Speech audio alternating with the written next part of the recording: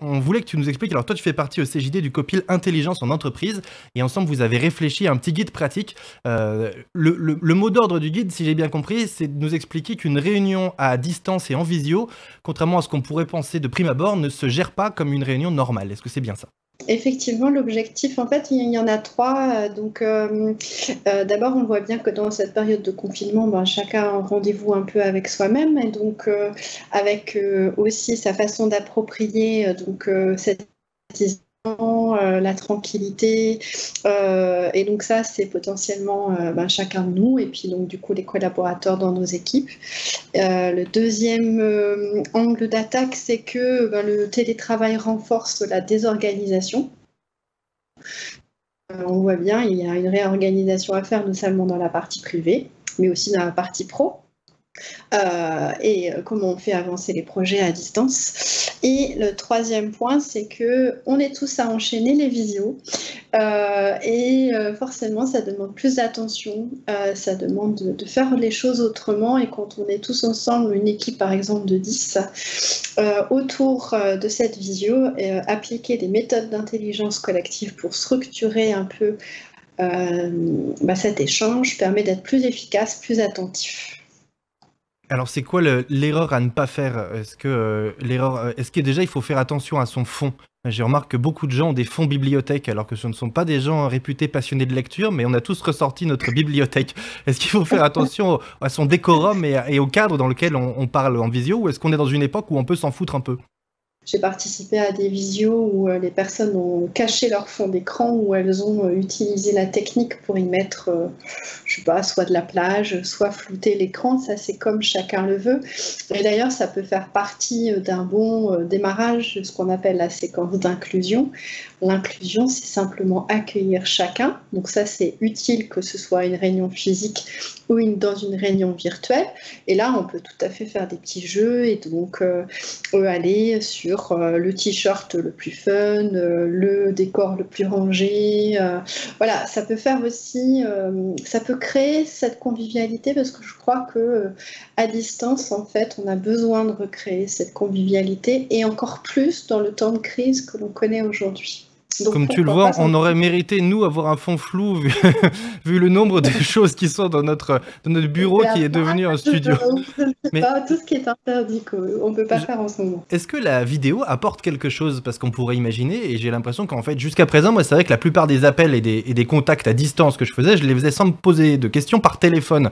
Et la voix suffisait. Et puis, on a l'impression que depuis le confinement, on a besoin de vidéos. Est-ce que ça apporte quelque chose dans la productivité d'avoir la vidéo? La vidéo favorise le lien, en fait, c'est le lien social.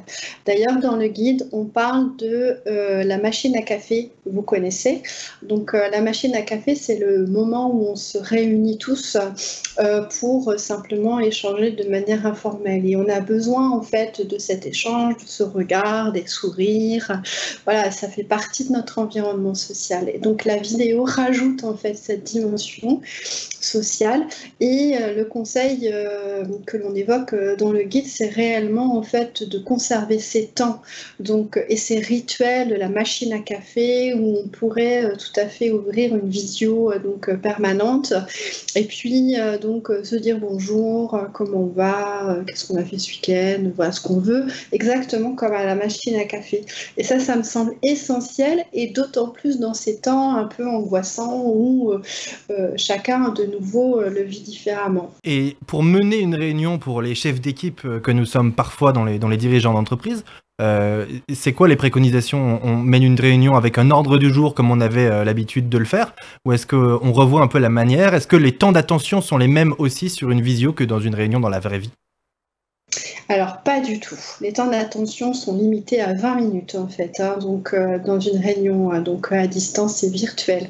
Donc, ça veut dire qu'il y a tout intérêt à ce que la réunion et l'échange soient préparés et optimisés, hein, déjà préparés en termes d'outils, mais aussi préparés en termes de déroulé, de manière à ce qu'on puisse inscrire des rythmes différents.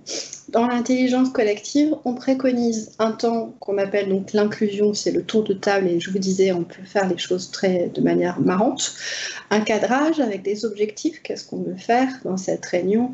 Et puis ensuite, il y a des temps où on peut faire émerger des idées, où on peut partager de l'information, mais on n'oublie pas surtout de faire contribuer chacun. Donc ça, c'est un autre temps. Et ensuite, il y a le temps où on fait la conclusion et la déclusion. La méthode des tickets, par exemple, peut être pertinente. C'est donc on demande à chacun de noter sur un petit post-it ou un tableau blanc collaboratif quels sont ses besoins et préoccupations du moment. Et puis ensuite, donc, on traite les prioritaires de manière collaborative, et on pourrait tout à fait d'ailleurs avoir une séquence où on co-construit tous ensemble une solution en utilisant les tableaux blancs avec des post-it virtuels, et de manière à ce qu'on puisse être efficace. J'ai l'impression que toi, tu utilises un vrai tableau blanc, on le voit derrière toi, avec des trucs dessinés dessus. Est-ce que c'est pas tellement ancien monde, le vrai tableau blanc, finalement? Alors, le vrai tableau blanc, effectivement, ne fonctionne pas quand on est en visio. On peut utiliser des outils tels que Klaxoon ou tels que Mural, il y en a plein, donc qui sont vraiment sympas, qui permettent de faire les mêmes choses en fait que lorsqu'on est en réunion, d'avoir un paperboard. Sauf que il faut vraiment imaginer en fait la réunion de manière beaucoup plus interactive, faire participer chacun, parce qu'avec la distance, on est beaucoup moins attentif. Est-ce qu'on n'est pas en train d'essayer de reproduire finalement, là on est chez nous, alors est-ce qu'on n'essaie pas de reproduire bêtement le monde d'avant? On essaye de mettre de la visio et de la vidéo, de refaire des réunions comme on faisait avant. Est-ce qu'il n'y a pas une autre manière de réinventer complètement le travail collaboratif? Peut-être en se parlant moins, mais en étant plus sur des documents collaboratifs. Est-ce qu'on a vraiment besoin de garder cette hypothétique proximité par de la visio?